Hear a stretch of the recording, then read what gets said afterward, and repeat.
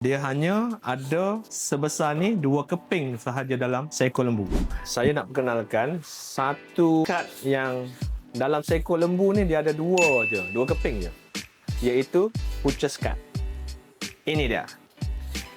Rupa tak cantik ataupun kita boleh panggil dia sebagai oyster stick. Bentuk dia nampak nak macam oyster. Dia hanya ada sebesar ni 2 keping sahaja dalam seekor lembu. Dia duduk dekat sini, dekat tulang pinggul ni. Ni tulang pinggul.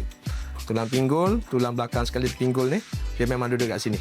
Memang tak ada pergerakan langsung walaupun lembu tu berlari ke apa ke, dia memang tertempel dekat sini dan tak ada pergerakan yang banyak.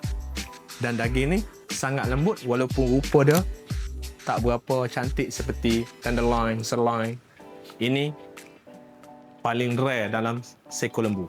Ini pun berat dalam 100 gram sahaja. Seekor lembu boleh dapat dalam 200 ke 250 gram sahaja.